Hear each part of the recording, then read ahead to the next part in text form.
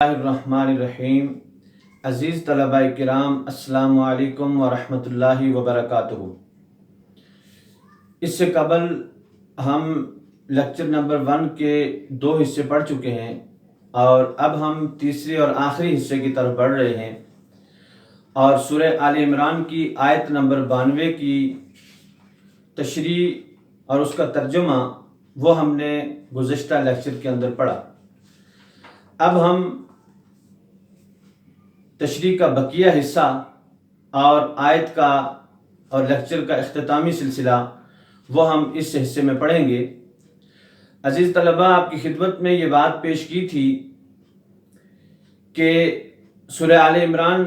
کی یہ آیت نمبر 92 لن تنالوا البر حتی تنفقوا مما تحبون،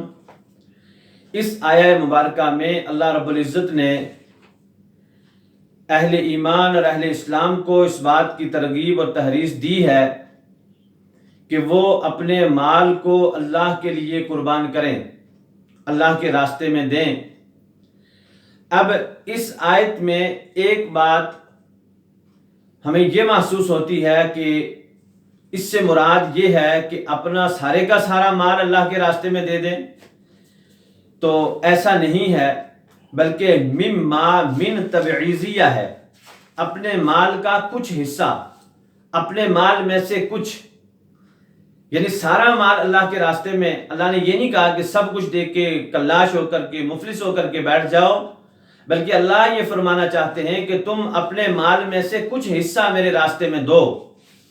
لیکن وہ کچھ حصہ کیسا ہونا چاہیے؟ وہ گزارے والا نہ ہو۔ جیسے ہوتا ہے نا، جب ہم کہیں فنڈ دینا اور خاص طور پر اللہ کے لیے مسجد کی تعمیر کے لیے دینا ہو، تو ہم اپنے وائلٹ سے پیسے نکالیں گے اور اس میں سے دیکھیں گے جو نوٹ سب سے جو ہے وہ عدد کے اعتبار سے کم ہو، اور پھر رنگ کے اعتبار سے بھی ہم پرانا سا نوٹ جو ہے وہ جس کا ہم سمجھتے ہیں وہ ہماری پاکٹ میں اس کی اتنی شاید حیات باقی نہ رہ سکے، ہم وہ اٹھاتے ہیں اور اللہ کے راستے میں دے دیتے ہیں۔ ہمارے دینے کا معیار یہ ہے، اور اللہ جل شانہ کیا فرما رہے ہیں؟ آپ یہ فرماتے ہیں کہ آپ اس مال کا، اپنے مال کا وہ حصہ میرے لیے اور میرے راستے میں دو جو تمہیں محبوب اور پسندیدہ ہے۔ بہرحال یہ سارا مال دینا مقصود نہیں ہے، بلکہ مال کا کچھ حصہ، بعض حصہ، لیکن وہ حصہ کہ جو محبوب ہے وہ دینا ہے۔ اب اس کا یہ مطلب نہیں ہے کہ اگر کوئی آدمی تھوڑا سا حصہ دے،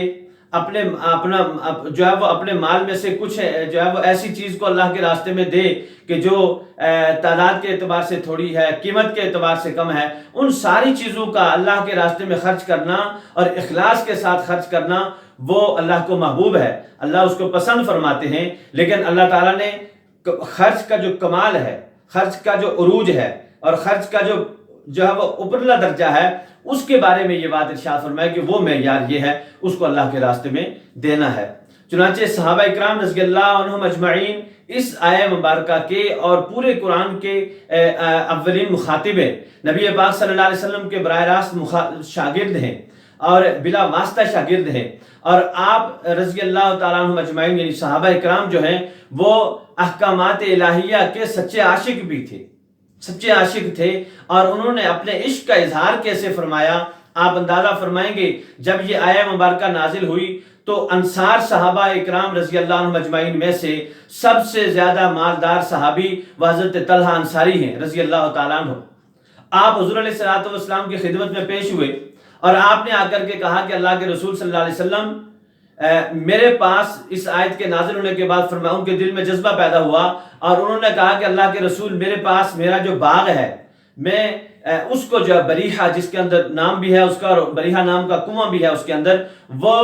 باغ میں اللہ کے راستے میں دینا چاہتا ہوں۔ آپ صلی اللہ علیہ وآلہ وسلم اس باغ سے واقفیت رکھتے تھے۔ آپ علیہ الصلوۃ والسلام بہت خوش ہوئے اور فرمایا وہ تو بہت منافع کا باغ ہے، بہت منافع کا باغ ہے۔ آپ صلی اللہ علیہ وسلم نے حضرت طلحہ انصاری رضی اللہ تعالیٰ عنہ سے یہ فرمایا کہ ٹھیک ہے طلحہ، تم اس باغ کو اللہ کے راستے میں دو، لیکن یاد رکھنا اس باغ کو اور اس کی آمدنی کو تم خرچ کرنا اپنے اقربا پر، اپنے رشتہ داروں پر، اپنے اعزہ پر، آپ کے جو قرب کے رشتہ دار ہیں، آپ نے اس کو ان کے اوپر خرچ کرنا ہے۔ تو گویا ان کی زندگی کی کل متاع اور جو ہے وہ بہت محبوب ترین جو باغ تھا وہ انہوں نے اللہ کے راستے میں، یہ ہے عاشق قرآن، اور یہ ہے اللہ کے احکامات کے اوپر عمل پیرائی ہونا کہ جب آیت اتری، حکم متوجہ ہوا تو اپنی محبوب ترین چیز کو اللہ کے راستے میں دے دیا۔ حضرت عمر فاروق رضی اللہ تعالیٰ عنہ عمر ثانی جو ہے وہ خلیفہ ثانی ہیں، آپ علیہ السلام کی خدمت میں آئے اور آ کر کے کہا کہ اللہ کے رسول، میرے پاس خیبر کی زمین کا کچھ حصہ ہے اور میں اس وہ نفع والی جو ہے وہ جگہ ہے، وہاں سے جو ہے وہ ایک اچھی پیداوار وہاں سے نکلتی ہے، تو میں اس ساری زمین کو اللہ کے راستے میں خرچ کرنا چاہتا ہوں۔ آپ صلی اللہ علیہ وسلم نے آپ کی بھی تعریف فرمائی اور فرمایا کہ دیکھو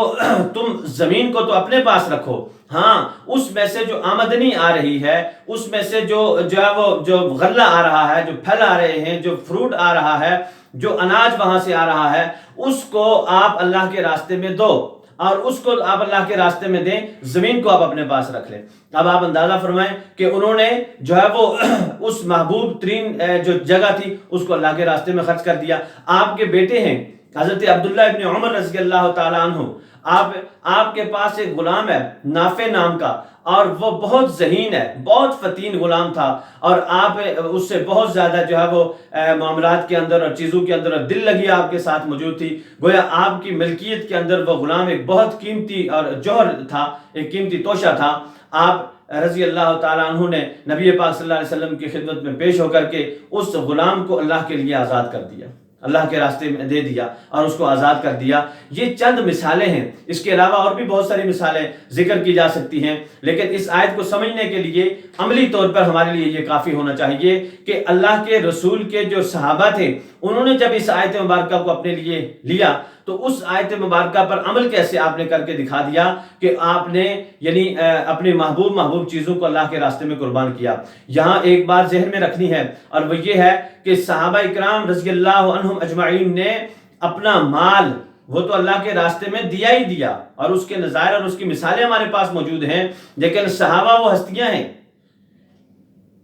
ہیں صحابہ اکرام رضی اللہ عنہم اجمعین کہ جنہوں نے اپنے مالوں سے بڑھ کر اپنی جانوں کا نذرانہ اللہ کے رسول کے لیے پیش کیا، اپنی اولادوں کی قربانی اللہ کے رسول کے لیے دی، اپنے گھر بار کو اللہ کے رسول کے لیے چھوڑا، اللہ اور اللہ کے رسول کے لیے چھوڑا۔ یعنی گویا آپ نے اپنے مالوں کا، اپنی جانوں کا، اپنی اولادوں کا، اپنی جائیدادوں کا جو قربانی اور اس کا جو ہدیہ ہے وہ اللہ کے راستے میں پیش کیا۔ تو یہ کائنات عالم کے اندر ایسی جماعت کسی کو میسر نہیں ہو سکی، اور ایسی مثال کسی کو نہیں مل سکی، اور ایسا رول ماڈل کسی کو نہیں مل سکا۔ یہ اللہ رب العزت نے نبی رحمت صلی اللہ علیہ وسلم کے توسل سے ہمارے حصے کے اندر یہ بات ڈال دی کہ ہمارے پاس ان کا جو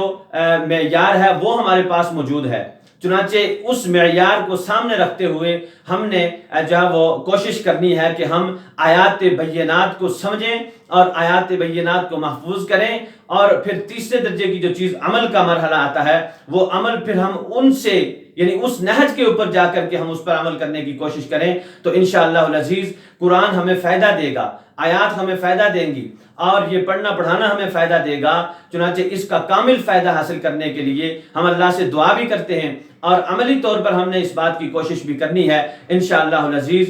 جہاں ہمیں کتاب کے سمجھنے میں مدد ملے گی، وہاں ہمیں زندگی کی کتاب کو سلجھانے میں بھی انشاءاللہ العزیز یہ آیات بینات جو ہیں وہ بہت زیادہ برکات عطا فرمائیں گی۔ اللہ رب العزت ہمیں کامل اس کو سمجھنے اور اس کو محفوظ کرنے اور اس پر عمل کرنے کی توفیق نصیب فرمائے۔ والسلام علیکم ورحمۃ اللہ وبرکاتہ۔